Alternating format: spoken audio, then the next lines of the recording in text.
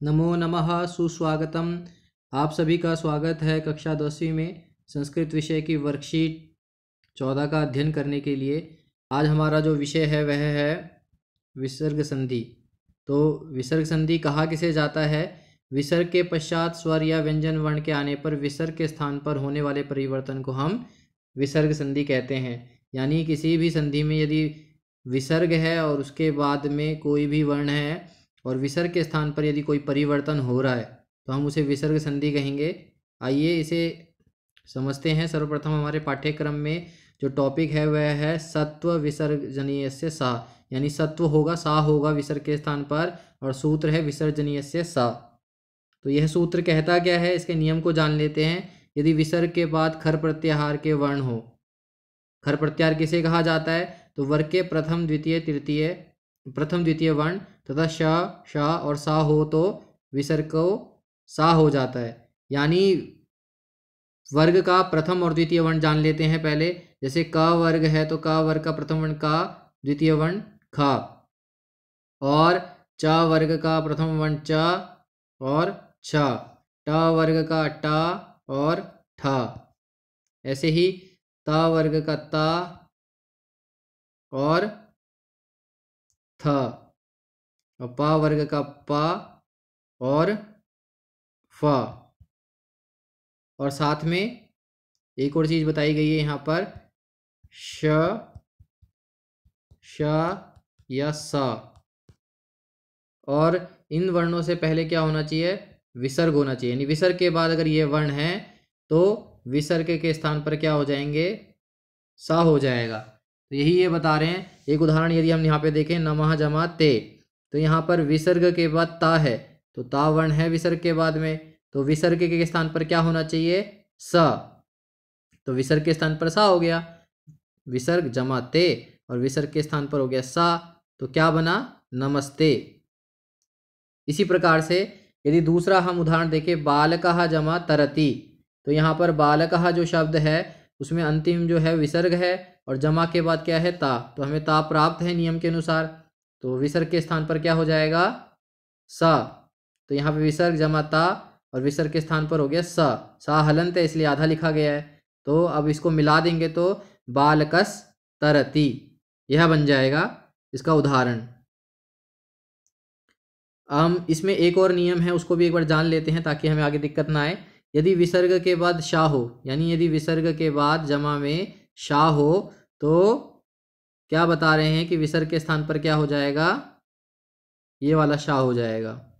और तीसरी कंडीशन उन्होंने ये बताई है, यदि विसर्ग के बाद टा या ठा हो, यानी विसर्ग है जमा में और उसके बाद टा है या फिर ठा है, तो विसर्ग के स्थान पर हमें क्या प्राप्त करना पड़ेगा? शा। आइए अन्य उदाहरण को देखते हैं। सर्वप्रथम अभी हमने जो देखा है उसको देखें। यहाँ पर एक आया है इतः जमा ततः, तो यहाँ पर विसर्ग के स्थान पर ता है तो विसर्ग के स्थान पर क्या हो जाएगा? स। तो क्या होगा? विसर्ग जमा ता और सा हो गया तो क्या उदाहरण बनेगा? इतः जमा ततः है तो बन जाएगा इतस ततः।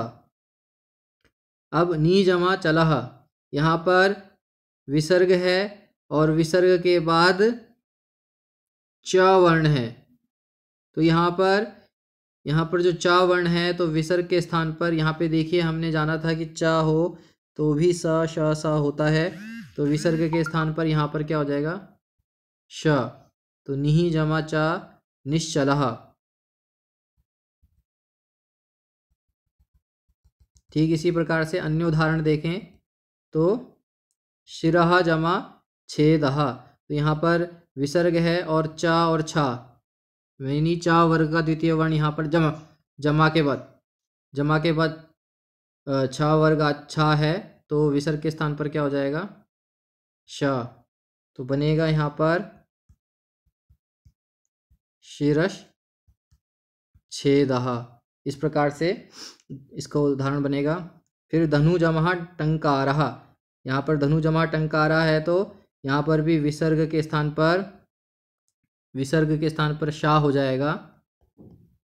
ऐसा क्यों हुआ? क्योंकि विसर्ग के बाद क्या है, ता या ठा होने पर शा होता है, तो यहाँ पर बन जाएगा धनुष्टंकारः। नियम को अच्छी तरह से स्पष्ट पढ़ लें, आपको यह उदाहरण ज्ञात हो जाएंगे। अगला यह बता रहे हैं, यदि विसर्ग के पूर्व ई या ऊ होने के बाद का, खा, पा, फा में से कोई वर्ण तो विसर्ग के स्थान पर शा हो जाता है। उदाहरण से समझते हैं, निहि जमा का पटाह।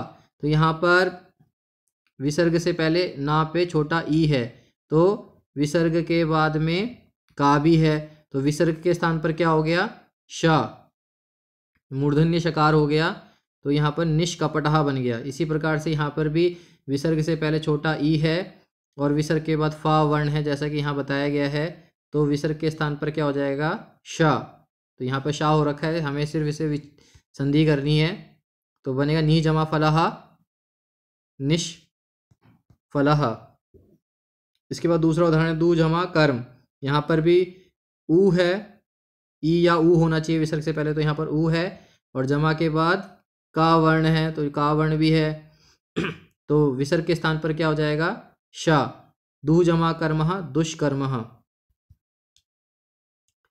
आगे यह बता रहे हैं कि यदि नमः और पुरहा के बाद का, खा, पा, फा आए तो विसर्ग को सा हो जाता है। यानी यदि नमः पुरहा के बाद विसर्ग में का, खा, पा, फा आए तो विसर्ग को सा हो जाता है। तो यहाँ पे नमः शब्द है, पुरहा शब्द है। नमः शब्द में रखा है संधि में, तो नमः है तो विसर्ग के स्थान पर क्या हो जाएगा, सा हो जाएगा, तो नमस्कारः बन जाएगा। पुरहा है तो पुरहा जमा कारः पुरस्कारः। इस प्रकार से इसका भी सिद्धि कर लेंगे। इसी में एक अन्य उदाहरण है जिसको हमें समझना है। यह बता रहे हैं कि एक अन्य नियम है विसर्ग संधि का ही, विसर्ग को स्थान पर रू, ऊ और गुण और पूर्व रूप हो जाता है। सूत्र है अतो रोर प्लुताद प्लुते। अब इसको किस प्रकार से करना होता है यह बता रहे हैं कि यदि विसर्ग से पहले ह्रस्व आ हो, जैसे यहाँ पर बालह जमा अयम है, तो यहाँ पे विसर्ग से पहले ला में छोटा आ है, तो विसर्गों को क्या हो जाएगा, रू हो जाएगा। तो पहले विसर्ग को रू होगा, रू के स्थान पर ऊ हो जाएगा। उसके बाद जब ऊ हो जाएगा तो ला से पहले आ है, तो आ ऊ क्या हो जाएगा, ओ बन जाएगा। और ओ और आ को मिलाकर क्या करते हैं, पूर्व रूप एकादेश करते हैं, जिसका चिन्ह होता है एस। इस नियम को हम सिद्धि के आधार पर समझते हैं। इस प्रकार से ये सिद्धि हुई है। जैसे हमारे पास एक उदाहरण है, बालह जमा अयम। तो यहाँ पर विसर्ग से पहले क्या है, ला में आ है, ला से पहले आ है, तो यहाँ पर विसर्ग को क्या हुआ, रू आदेश हुआ। तो रू में क्या बचा, ऊ बचता है, रा का लोप हो जाता है, तो बनता है बाल, हलंत है आ ऊ अयम। यह हमारे पास अभी सिद्धि है। तो अब आ जमा ऊ को हम गुण संधि कर लेते हैं। तो गुण संधि हमने सीखी है स्वर संधि में, तो आ जमा ऊ क्या होता है, ओ होता है। तो बाल जमा ओ जमा अयम इस प्रकार से बनता है। अब हमारे पास जब यह स्थिति आ जाती है तो ओ का पूर्व रूप हो जाता है, किसके साथ में, आ का पूर्व हो जाता है ओ के साथ में, क्योंकि ओ और आ साथ में मिल नहीं सकते, तो इसको पूर्व रूप संधि के द्वारा जोड़ा जाता है। तो जब हमारे पास बालो जमा अयम है, तो इस आ को ओ में जोड़ेंगे तो वह एस रूप में लिखा जाएगा, तो बालो यम बन जाएगा। इसको नियम पढ़ के पुनः एक बार अभ्यास कर लेंगे। इसी प्रकार से सह जमा अवदत, तो सो वदत हो जाता है। नृपः जमा अवदत, नृपो वदत। प्रथमा जमा अध्यायः, प्रथमो ध्यायः। इस प्रकार से इसकी सिद्धि हो जाएगी। धन्यवाद। आपको यह वर्कशीट समझ में आ जाएगी। आप इसका एक बार पुनः अध्ययन कर लें। नमो।